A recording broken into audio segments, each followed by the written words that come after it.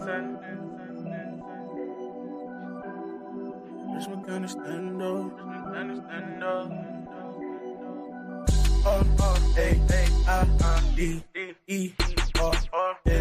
Richmond County. 7 state rings, that's on Raiders. Touchdown, all the matters. I see you later.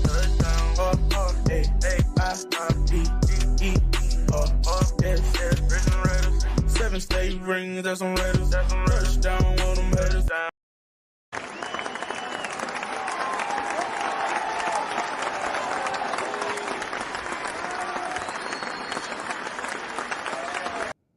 Good evening, everybody. It's me, your favorite Raider bad guy, Mr. John Carter.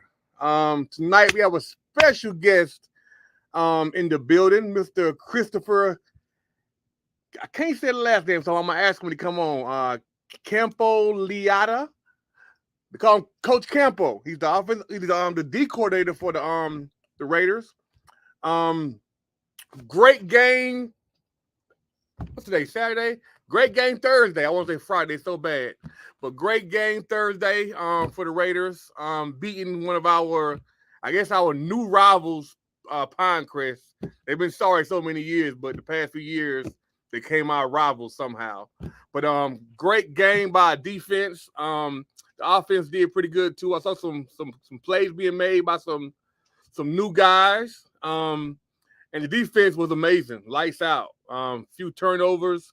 I believe a pick six, interception, fumbles. But all in all, a great game. I was there in the rain, sticking it out for the guys. The crowd showed up and was cheering. The sidelines was crazy.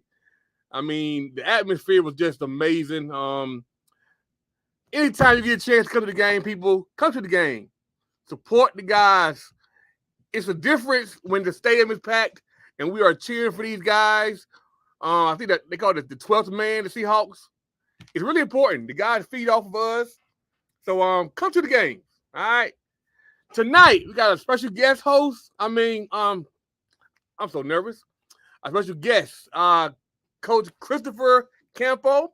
He's the D coordinator of the senior high school.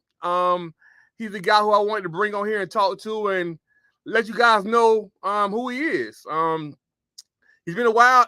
He's been around for a while now, but I don't think you guys really know who he is. So I wanted to bring him on here, to express himself and to show the county who he is. I think he really loves the county. He does a lot in the community, and a lot for the Raiders. So anytime he's around, support the guy.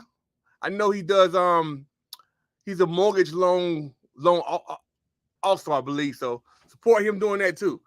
But I'm going to run one commercial because I got to do that because it's me and I got 13 businesses. So, but after that, we're going to bring them on. We have a brief conversation. Not brief, but we have a great convo tonight with Coach Campo. All right. You guys stick around. Any questions you have, put them in the comment section. All right. Welcome to Shirt Action in Rockingham, North Carolina, where creativity meets fabric. Discover our custom printed wonders at www.shirtaction.com or call us at 910-997-2610. We're not just a store, we're your partners in design. Unleash your style with our monthly specials, the hottest deals in town. Local or miles away, Shirt Action delivers personalized perfection. Dive into our vibrant world where ideas come to life on fabric. Join the revolution, dial in, or click your way to www.shirtaction.com now and let Shirt Action transform your wardrobe with your custom order today. All right. Welcome to Shirt Action. All right, guys. A couple of fun facts about Coach Campo tonight. He's a 2012 graduate of Providence High School up there in Charlotte, the Charlotte area. He was a 6'1", 160-pound senior.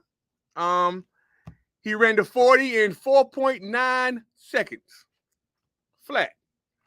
Also, he is number 10 on the 4x200 relay in his high school. The 10th fastest 4x200 relay runner in his school history. And not only that, even though he ran a 4.940, He's in the top 10 100-meter runners at his school with a PR of 11.64. Who would have ever thought that? Fun fact about Coach Campo. He got some wheels on him. So, here you go, Coach. What's up, man? Well, I don't know how accurate those numbers are. I think I was a little faster than that. But okay. I can only go by what I see. From my freshman year. So you was a 400, 200, and 100-meter runner? Yeah, but I wasn't a track kid. It's not. Hey, numbers ain't bad. I mean, yeah, I'm gonna get roasted for those. No, I was a 4.5 kid. Don't get it. 4.5. Yeah. Somebody online is lying because I said ain't no way you running 1,100 meter with a 4.940. But hey. I'll send you a video of an interview when I was a junior in high school. Okay, listen, hey, you send it and I'll show it. But first of all, Coach, thanks for coming on tonight. To my little podcast, man. I appreciate it, man. Oh, I'm excited to be here. Great, Nothing else I'd rather do on a Saturday night. Well, listen, you are coming on here with some of the greatest Raider athletes in the history of the school. So you're not part of a long legacy of Raiders that's been on the podcast and that are coming. First of all, man, tell the people where you're from originally. So my last name's pronounced Campolita. I'm sorry. Born in New York, lived in Charlotte my whole life.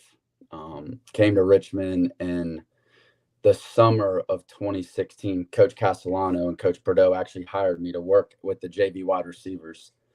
And so that's kind of how I started at Richmond County. And ever since then, I haven't left. This is home.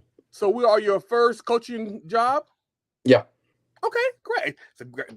It's a great start to your coaching career. Also, a lot of pressure too. So I can definitely imagine how that's been the past 8 years being here. 8 years? Yeah, 8 years. This is year 9. I don't even know anymore. Year 9. Okay. So you were doing the receivers. How did you get over to defense? So I played DB in college. And a college buddy of mine, Alex, knew Coach Castellano when he played in Middle Creek. He knew I wanted to get into coaching. So I was just willing to take whatever type of job I could, and JV wide receivers was open. And then when Castellano left, Till got hired, and there was an opening to work with the corners. I somewhat interviewed for that, and I think it was just easier to keep me and just move me there than going to hire other people. You know, it's hard to get people talk about coaching and stuff. It's hard to get people to move their families to Richmond County, and I don't have a family, so like kids and stuff. So it just made a lot of sense, and ever since then, I've just kind of been climbing the Richmond Raider ladder. Okay, so your very first year of coaching, name some of the DBs you worked with. Oh, so I'll get JV. That was one of the most fun years. So it was me, Kent McSween, who's the offense coordinator now at Richmond, Pat Hope. That JVO staff was loaded. The Willix brothers, which one's calling offense at Middle Creek. And that's when Tavion Ellerby was playing receiver. Jada Edwards was the quarterback. Covington was the running back. Flips middle child. Preston Coker, Jordan Wall. We had some dudes on that team. Good. And that's when Derek Behringer, DeMarcus Harrington, and all them were freshmen.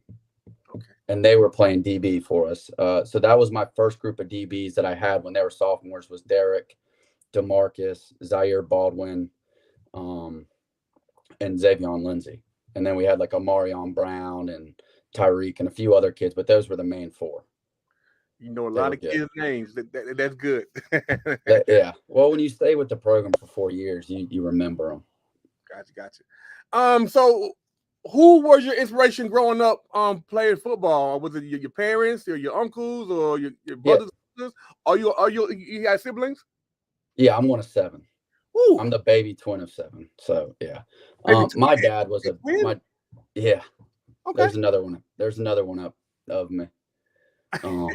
But my dad was a stud athlete, All-American football, baseball, he played at Boston College. And he's probably the one that got me to love football. Never forced me to play it. You know, I had a brother play basketball, baseball. He just, hey, you start something, you finish it, you do the best you can, you represent your last name type thing. And so they push sports because I think sports build characters. I don't care where you come from. Sport is fair, and it builds character, win, loss, draw. It's just fair. And I think every child should have some type of competitive background as they go through life, because you look at a lot of the successful people in this world, they played sports. And you don't have to play in college, but you play in middle school, high school, stuff like that. And so I think my dad really wanted that for me. And I was fortunate enough to go to Guilford College, which is D3, and I got the most out of my ability. So I'm okay with that. We were really good at Guilford. I just didn't want to give up the game yet. I was young, didn't want to know what to do. So that's how I got into teaching and coaching. Yeah, you got to teach first. You're teacher first. I spent a year at Methodist in Fayetteville. So it's hot down there. So I played some similar teams you guys played for, but mine was way back in like 01, 02. I'm an old guy. Yeah. But, that sounds good. So was it always football, or are you a baseball fan or a basketball fan, or? It was always. I was probably better at baseball, but I just loved the game of football. And my twin brother was a baseball player, so like that was our difference too. My twin brother was a 10 times better athlete than me. Like if he would have played, he got all my dad's genes. I'm the smallest one of my dad's kids, probably the least athletic out of his kids. I just wanted to play the most. Football's the best sport. I'll argue it all day. Yeah, me too. I think I seen your uncle went to Syracuse. Yeah, my uncle went to Syracuse, was actually drafted. He decided not to play in the NFL, and he became a CEO of a huge electrical. I think he made the right decision. And then I had a cousin that played basketball at Syracuse, another one play at Colgate. Like I said, I come from a very athletic family. I don't know what happened to me because well, you get the knowledge. Yeah, sure. Yeah, that 2.5 GPA. Total package, man. But I'm trying here, Coach. All right, so tell the folks about Richmond Senior when you got here. What did you expect, and what did it feel like when you got here? So I knew about Richmond Senior because I played them twice or 4 times in 2 years at Providence. We lost to them 4 times in 2 years. We had a home and away with them regular season. And then we saw them in the second round of the playoffs because Richmond was getting shipped out west when we were subdivided 4 AA, 4 single A. So I knew about Richmond County. I remember driving up. We had, at Providence, we had the nice charter buses, and the fans were even more rowdy back then. I mean, you just won. You won the state championship. We played you in 09, so y'all were on a high. Yeah. I'm not going to say fingers were shown or things were thrown at the bus, but that was my first introduction to Richmond County. So that's the base of it. And then I came down and visited with Principal McKenzie and Castellano, and I was like, man, this is like the closest thing to college you can coach at, like in my opinion, because it's a small county. Like you probably get it at any county. And at that point, I thought about coaching in college. I was like, well, let me go. Like I can make more money teaching and doing this, and just see if I really want to do it. And I tell people all the time that, I mean, there's not a lot going on in the county, but this place, it just kind of does something to you, and you never want to leave it. Yeah, man. I don't know what it is. I don't know what it is because it's rough, but like I say, it's home. I love it, and opportunities are here, and the people are somewhat. I mean, generally, everyone loves Richmond Raider football. Yeah. Differences aside, we're all Raider fans. Basketball has been very hot for the past 3 or 4 years, and we hopped on that. But football is definitely back. The hiring of Brad Dixon this season. Tell me how you were you excited about the hiring of Brad Dixon this season? Yeah, I mean, me and Brad we were friends when he started first coaching under Till, and we have a lot in common. And so, yeah, I mean, I was excited for him. I didn't know what that necessarily meant for me at the time. Obviously, I had other opportunities. To go other places. I didn't necessarily want to because, like I said, Richmond feels like home. But yeah, I mean, I think you can tell that a Raider alum has the job for the first time. That's all I'll say about it. You can tell. I mean, it means something to him. It means something. Yeah. And me and him got to talking, and he trusted me to stay on and run the defense. And I'm sure he had other options to bring in guys with more experience, but he knew I've been with the kids. Especially this group of seniors. I've been their coordinator really for the last 3 years. So I think he wanted to keep that intact, and he trusted me. And so far I think it's paying off. So hold on. So let's see. You started in 16 as the JV receiver coach, Mm-hmm. and then by 2000 you're the D coordinator for the varsity. Yeah. So in 16 I was JV wide receiver coach, which I still say is probably my favorite season ever. JV football is the best. I can get into that later, but and then I did DBs. Till was the DC for, so he was here for 7 years. I think he was the DC for 3 years, and then James Johnson came back, and he did it for 2 years. So Johnson is the new AD, right? Yes. So James came back. So on that defensive side, it was James was coaching backers. Coach Spencer Shaw, who's back, was coaching D-line. I had DBs, and then Coach Sweeney was working with like the middle backers, something like that. And Johnson had the safeties or something. That was a really, really, really good staff. And then after those 2 years, Johnson and Milton left to go coach at Pinecrest with Coach Edens. And then Till, once again, kind of like he did, he believed in hiring within. And I think he did the same thing with Kemp. McSween's like, hey, like, you've been here, you put in your time, like, you'll be the offensive coordinator. Same thing with me, is like, you've been here, you put in your time, like, which I thought was all like, it could he have probably found a better DC? Yes, it's Richmond Senior, and it pays better than most coaches. But I mean, he trusted me and Kemp to run it, and you know, so that's kind of how that happened. He believed in hiring within, you know. So sounds great. As a D coordinator, what would you say are your strengths and your weaknesses?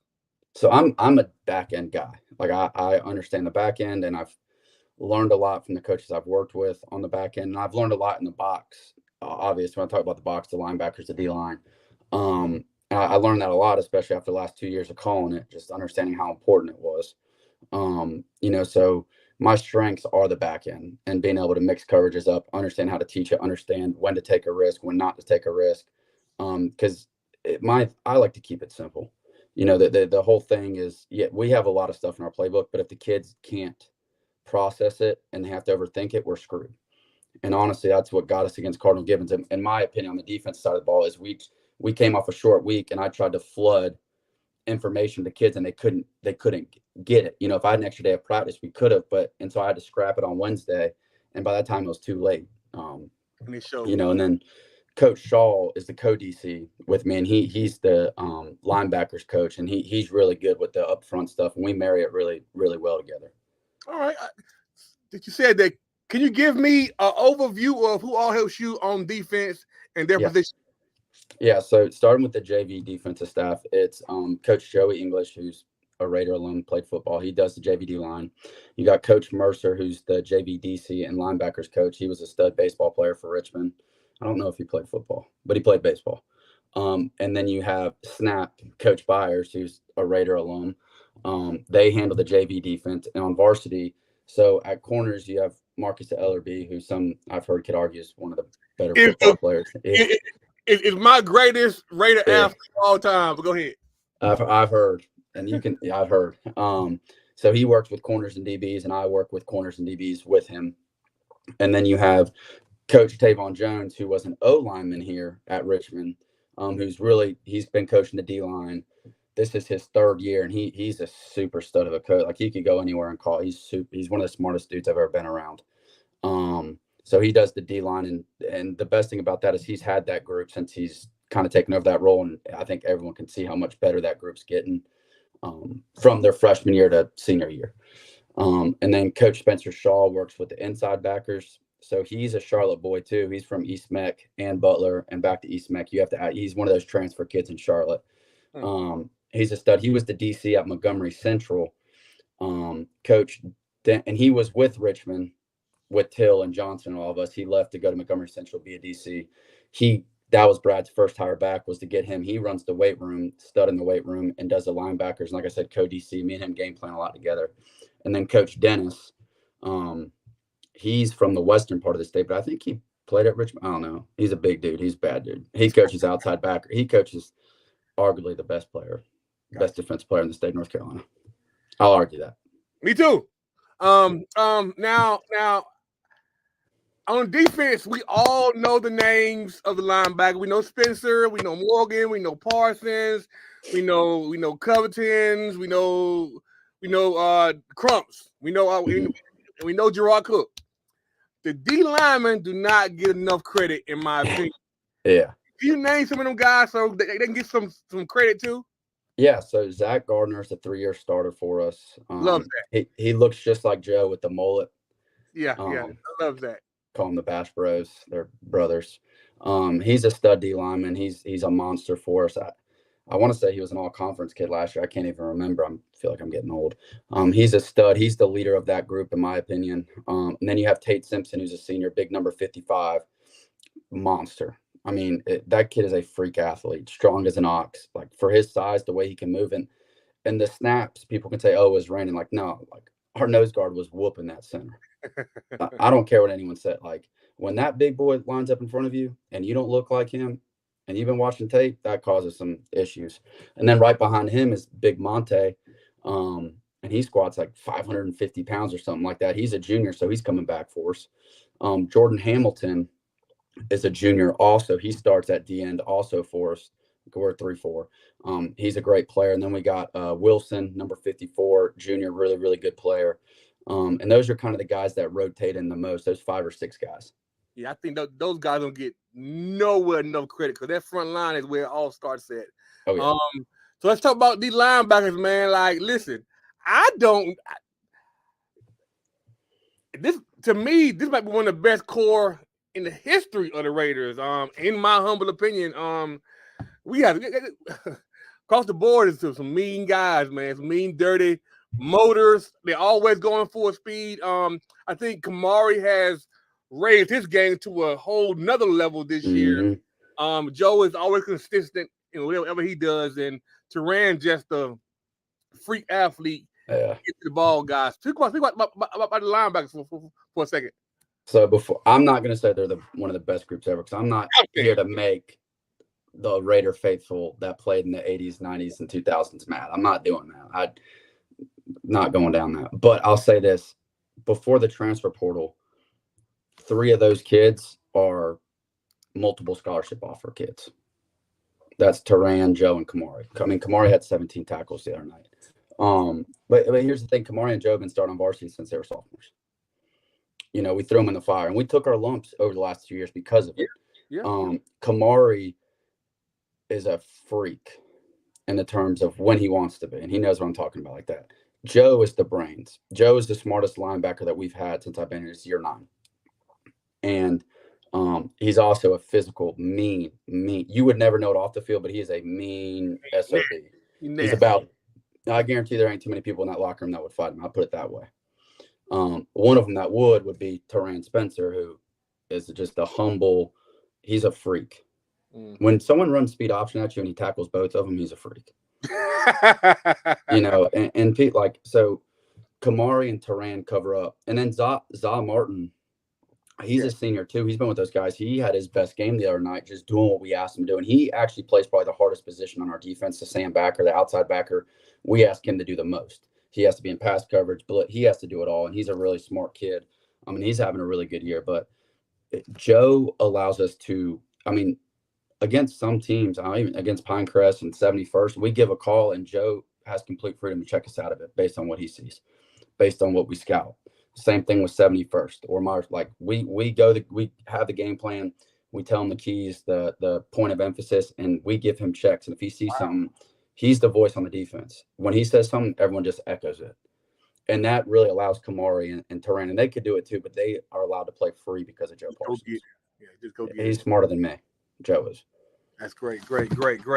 Hey, man, I'm pumped up right now. Yeah. Oh, great. We got a good group. So let's move on to the DBs. Let's talk about the 2 Covingtons, Crump and Cook. The headaches. They're my headaches. Always pretty boys. And I've been a DB guy. I mean, I've worked with them. So that the only one of Crump started 2 games for us last year, and he got hurt. AJ started like 6 games late in the season. So we did not return no real reps. I think CJ, or I call him Chris because CJ is freshman. That's who I call CJ. Chris is Chris because I have to yell at Chris a lot more. I told him in the beginning of the season, they tell you the same thing. I said, look, we're the worst group on this defense right now. I said, and our goal is to catch them, catch that front seven. I said, they'll be able to win us football games, but there's going to be a time where we have to do something. And I'll tell you what, just going back, watching the film, I knew it live. Those kids on the back end, I feel like, are one of the reasons why we won the game, because Pinecrest had success somewhat running the football. Like they got us here and there, but whenever they tried to throw it, I feel like we were in the right spots and we made them pay for it. I mean, Chris is only so big and he's going up against number 0, punching that ball out. And here comes Crump and picks it out, picks it up, picks it off, fumbles it, picks up his own fumble. And the thing is, they're smart kids. We ran 4 coverages with very little bust. I know you talked about maybe Chris getting ran by, but I'm pretty sure we had AJ or Crump. We actually were like in a trap 2 look because I thought they were going to try to throw something to the flat. And then AJ, we were just in a roll down cover 3. We haven't had to do it a lot this year because we've played 71st Southern League, like teams, Butler, like teams that didn't make us get into it. So we've been working him just rolling under, not only rolling under 1, but rolling under the most outside deep threat, which was he actually picked off a 10-yard out as a roll down safety. But that's just, they've bought into what I've tried to coach them and what Coach Ellerby's coached them. And I think it's starting to pay off. Now we may get screwed next week just because that's what DBs do and they do their own thing. But I really feel like that group, I mean, Kamari played out of his mind, Tarandra, the D-line, but that group, you're talking about 2 turnovers, like 6 pass breakups. They smoked one of the kids coming over the middle, number 6, who's a heck of a football player for him. I don't think he wanted to play anymore.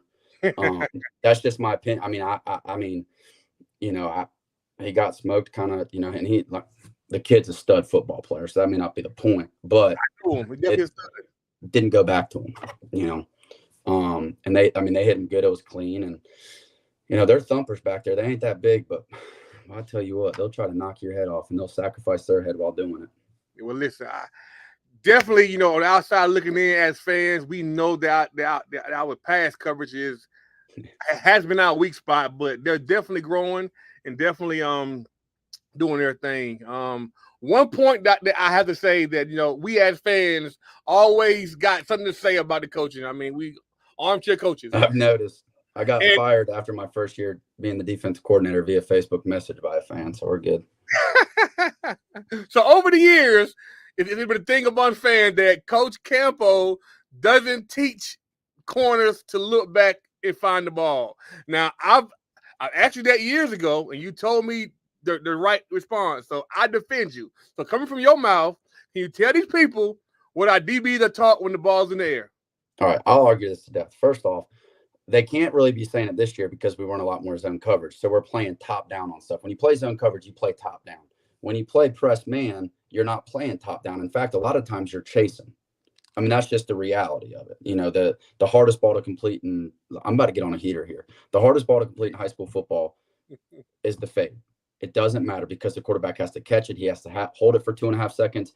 Hopefully no one gets back there to disrupt his throw. And then he has to put it in a perfect spot, right? The DBs are taught to look back. We are, but you better be in a perfect position. Perfect position realistically is 6 inches behind the back hip. You're running with him. Once he starts, obviously your receiver's gonna have to look back. Once he starts looking back, you start leaning on him. Make sure you have him. You look back and get a football. And the thing is, we don't look back when we're beat because how would you run a 40-yard dash? Simple answer. You wouldn't look behind you, right? So playing press man is one of the hardest things to do. So essentially, we do teach him to look back, but you better be in a perfect position or you're going to give up a touchdown. And you play the percentages of that. It's the hardest ball to complete in football. And I'll challenge anybody to go watch college football, go watch press man, and see how many times these guys are actually looking back. And it's not as much as you think. Like, yeah, go watch Travis Hunter. Okay, he's the best player in college football. Of course he can do that. You know what I'm saying? But go watch college football. Go watch the NFL. Right? See how many of these guys are looking back. And when they do look back, they're probably 6 inches behind the hip, right? Leaning on the guy and going to high point it. But so many things have to happen for you to even get there. So I tell my guys, you run through, if they shoot out hands like this and you haven't looked back, you play through the hands. Because if they're already doing this, how are you going to go catch the ball if the ball's doing that? That's just, so, I mean, we do teach it, but you got to be in a perfect spot, because if you're not in a perfect spot and you do it, you get beat. And I can show you plenty of clips of that. Hey, great Thank answer, Coach. Great answer, Coach. Great answer. Hold on. Let me get my clap for that one. Shut y'all mouth out there. And I'll argue with anybody about it. You good, Coach. So are there any games you're looking forward to this season? Tell me about the Scotland games. Or there's like the Scotland games are really always our biggest and best games. Yeah. Tell me the feeling of how it feels to be on the sideline coaching Scotland games. Is there something that it was really, really fun when Zamir was there. That was Hoodie's freshman year. And then when Hoodie was there. So I mean, it's really fun, but you just kind of get used to it. You know, it is what it is. And I'll tell you this, I think this new era of playing Pinecrest almost will probably generate bigger gates. I don't know why that is. I really don't, because Scotland's still a heck of a football team. I think because we're so intermingled. Well, with the AAU sports and stuff, like the Moore County, like Richmond's kind of moving up to Moore County to play the AAU sports, whether it be football, basketball, baseball. You know, because coaching wise too. Oh yeah, well yeah, Pinecrest is what we call them, Richmond of the East. Yeah. They all over there. They're all state champions with Richmond. So, but yeah, I mean, it's still gonna be fun, and you just like at this point, I cheer for Scotland to win every game, just like they're gonna cheer for us to win every game. So when we do come together, it's, you know, it's electrifying. Now it's gonna be really tough for both of us to do, because we got some good teams in front of us. But you know, it's fun. It's one of the oldest, best rivalries in the state of North Carolina, and I don't see that changing anytime soon, to be honest. All right, Coach. So the rest of the season, what are your goals and your plans to get us to the get us to championship again? Yeah. I mean, at Richmond, it's either championship or the season's sorry. Yeah, no, I mean, I think every coach in the state of North Carolina feels that way. Like, look, we're going to win it all, or that's the goal, right? You have expectations, and you have the ultimate goal. I think we took care of a big one last Friday in dominating fashion. And now, I mean, I'm just focused on Hope County. They got a really good football team. This isn't just coach talk. They got a good football team. They always have some of the best athletes in the conference. They're, you know, EG's there coaching he's their defense coordinator. They're obviously really, really well coached. Their head coach was a college coach for the longest time. So, I mean, and this is almost a trap game. Like, yes, are we favored? Probably. But Hope County can beat you, and they have enough athletes to beat you. And we just came off this huge win Thursday, right? So it's going to be huge to get the kids refocused on Monday and worry about Hoke. And then we got Union Pines, which I know you're looking forward to. And then we got Lee County, and then we finally get a bye week. So at this point, we're just trying to be undefeated in the conference going to this dang bye week, because we played 9 straight. That's rough. Yeah, Lee County has been very quiet this year. They had a big win against Hoke today. It was a really good game. I went to it. They beat Hoke 20-24. Hoke County 55-0. My prediction. Just my prediction. Okay, so do you still teach? Tell the folks what you do outside of football. I gave up the teaching career. It wasn't for me. I'm a mortgage loan officer, so I broker mortgages. Real boring job. I work from home with my 2 dogs, my kids. And but that frees me up to coach football, to do the things that a lot of people don't see coaches do, whether it be hand out uniforms, help paint, whether drive the bus. That job gives me the freedom to do that. And honestly, financially, it allows me to do whatever I want for the kids. Like these shirts I got from your shop, you know, I buy them for the kids, and it really has freed me up to really give back to the community. Whereas a teacher, I can only give back my time, which is really important as a coach, but now I can do a little bit more, I feel like. So that brand new lining machine for the field that got Motto Mortgage is from you? Me and Wesley, part of it. Okay. Part of it, not the whole thing. I think Pella had paid for that or half or something like that. But yeah, it's supposed to have my dogs on it, but somehow Brad didn't do good business there. So these are your 2 dogs. Tell me their names. That's Captain. He's the white one, and Jet's the black one. They're my babies. Captain's 10, and Jet's going on 5. Jet can play football. Captain you can see the size of him. He wouldn't be a very good football player. White was thick, boy. He was my college baby. Okay. He partied with me hard in college. Cool. Speaking of college, man, I got some photos, man. You tell me. Come on, man. You tell me, looking at these photos, tell me where you was at that point in life, and tell me the progression, man. Okay. That was my freshman year of college, so I'm pretty sure I wanted to shave my head so I looked better at football. That's where I was at there. True story. Coming from your freshman year to your senior year photos, you look a little different, man. You grew a whole lot. Hey, really found myself by senior year. I tried to grow my hair out again, but my fiance made me cut it for pictures. All right. I got one more photo for you, man. Dud. Campo on the field doing what it does. I mean, dude, if that ain't 4.6 speed, I don't know what is. You said 4.5 earlier, Coach. Yeah, by senior year, I'm banged up, got a little slower. I did making sure. You said 4.5 earlier, you know. I've seen you run. Me and you can race. Look, I'm in Rockingham right now. I'll pull up to the dang. Hey, give me 2 months and I'll smoke you. Yeah. Hey, I'll give it. Hey, Coach, I ran a 4.5 in 12th grade too, legit. Yeah, but that was 30 years ago. At 230. That was 30 years ago. You were 160, Coach. No, I was 180 in college. I wish I was 160 now. Boy, I'm telling you.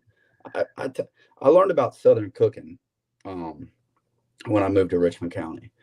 And ever since I've been dating my fiance, I've gained like 15 pounds because her mom makes food that I don't think I've ever had, like fried okra. Son. So, fiance, tell us about your fiance. Her name. She's from around here or somewhere else? She's Richmond County. Okay. She's Richmond County. I'll keep her name hidden because she'll probably get mad at me. But her dad was. We talk about stud football players. Her dad was actually the person that went to the East-West game with Mike Thomas. He played OL and DL, and I don't know. He won 20 state championships or whatever. He still has those rings. I'll walk in sometimes. He'll just have his rings on his finger. Well, in a little while, you'll be officially adopted to the Raider family then. Yeah, probably. Yeah. Well, technically, I've been to school longer than all of them because I've been at Richmond for 9 years. So that's actually technically longer than anyone that actually went there. But it's an argument for another day. We got Dion in the comments. That's what's good. Hold on, Lee now, man. Strong. Dion know all the stats and everything. In other words, we'll lean our schedule hurt. Yeah, ability girl. I'm related. Dion, it's a lot to read, Dion. I'm posting for you though, so everybody can see it. Let me see. I want this Scott game. Scott Hurricane is going to be a difficult for Scott defense to start Richmond. They're trying to clean up, but the play today is sure at all blowouts. Yeah, I haven't watched anything. But I understand, Coach. He can't say that, so that's why I'm going to say it for you. I don't have any film on Scotland. I don't have any film. I know they have a heck of a quarterback and 2 stud receivers. That I know they struggled with Southern Lee this past Thursday. Hey, all right. Look, I'm telling you now, our score was 13-0 in the first half against Southern Lee. Southern Lee's tough. There's just not a lot of them. And they get in that I formation, and kids nowadays don't know what the I formation is. I wish we did. Another story though. But thanks for coming on, Coach Campo, man. Hold on. Christopher. Yep. Campolita. Pretty simple. Campolita. Campolita. There you go. Hey, you break it out for me. Campo syllables. Campolita. All right. That Richmond County education. I got you, brother. Well, that's rough too. But good luck on your season, man. Thank you for coming on, man. We appreciate you guys for all you guys are doing for the county, bringing the feeling of Raider football back. We see you guys on the sideline. Your shirt be half buttoned. You be sweating, going crazy on the sideline. Yeah. And we love it. I love all that energy because the kids feed off of it. The fans feed off of it. Win, lose, or draw. When you guys are coaching and playing like that, we are behind you guys. And have a great season, man. I'll see you later, man. I'm sure I'll see you out there Friday.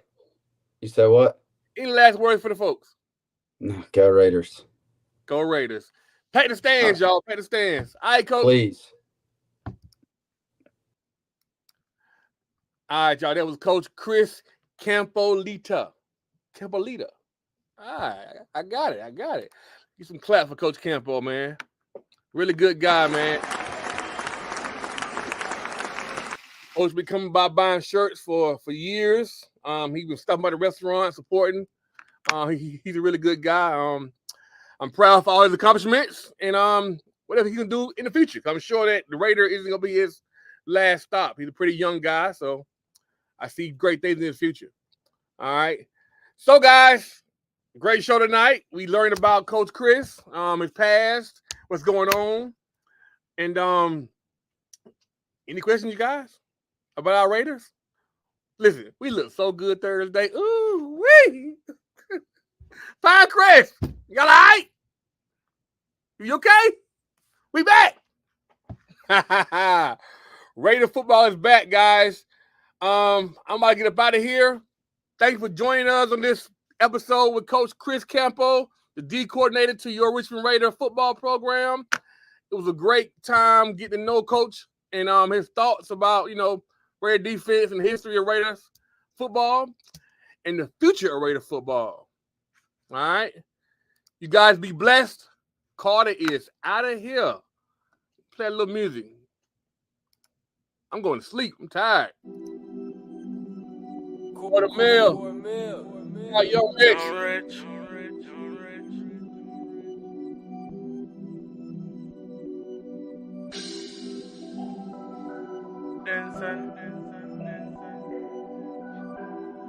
Richmond gonna stand up.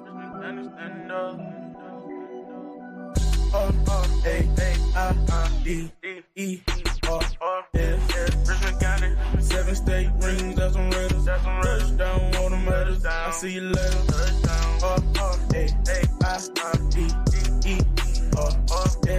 Richmond Raiders, 7 state rings, that's on Raiders. Touchdown, all the matters. I see you later. Touchdown, 33, flip, LB, 12, Brad Denson. Better go learn about your history.